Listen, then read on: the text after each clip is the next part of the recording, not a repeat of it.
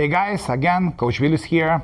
Today is gonna be fourth part about coming across the ball part, and today we're gonna use cue action part.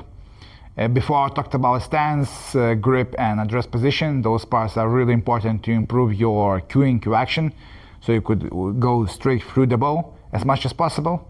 It's just, you don't have to have expectation that you're gonna be perfect, but at least you're gonna be more consistent. So that's the kind of realistic expectation you can have if you apply all those tips which we talked about. Okay, so cue action part, basically, what is the cue action? The cue action part is the way you are feathering, the way you do your backswing, and the way you deliver the cue.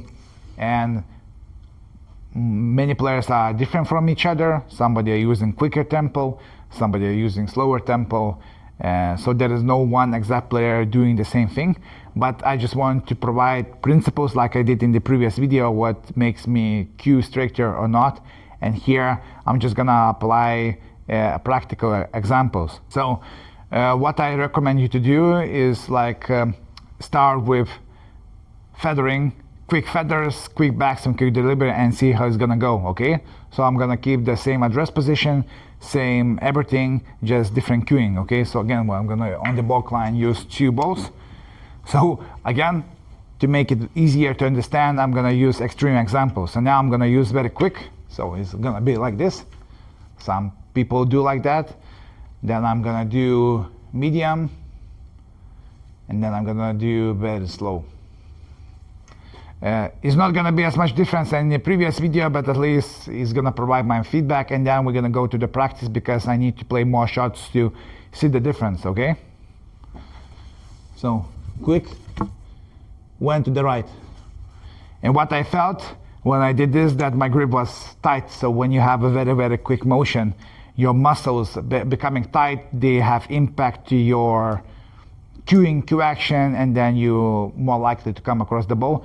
So for the most people, I really don't recommend to have rushed cue action, because not only you're gonna miss more, but it is very difficult with that kind of cue action to have cue ball control. Yes, you might pot the ball, but forget about having a proper break building, because it's opposite to the smooth motion, which it's more straighter and has more control.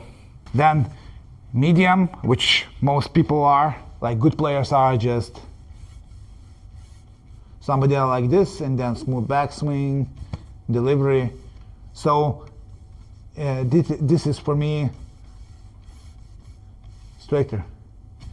Regarding style, somebody I like to do small feathers, somebody like to do longer feathers.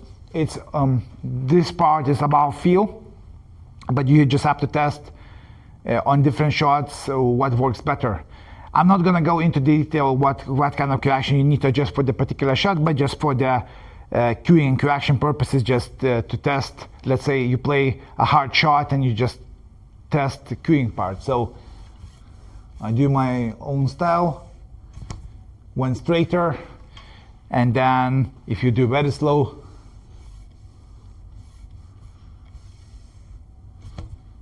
so for me, when I did a bit more relaxed way, maybe I have to also work on that part. I felt that my grip was lighter. So my would be advice for you when you use your cueing part, feathering, backswing, delivery, is to make nice and smooth motion. So what I want to say, that if you want to improve your cueing, just smooth feathers. Doesn't mean slow, but smooth. Smooth backswing and smooth delivery with pause. So usually for the most people, if you make your feathers like gliding smooth, but that's just a recommendation, okay? So you can see what works for you. But just smooth feathers, smooth backswing, separation, and delivery, it could give you very good results in your cueing part. And not only your cueing is gonna improve, but your cue ball control, okay? So smooth backswing, and delivery. So yeah, usually quick ones are not good for most people.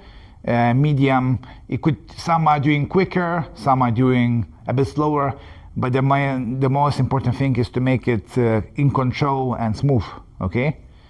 So in the membership program, I'm gonna show you how to test your cueing specific shots. So stay tuned. I'm gonna give you not only feedback how to improve your cueing, but also cue ball control by adjusting cue action to yourself, to your unique style. Here we finish with the cueing part, with the cue action part, and last video is gonna be about aiming, how aiming habits could affect are you coming across the ball or not.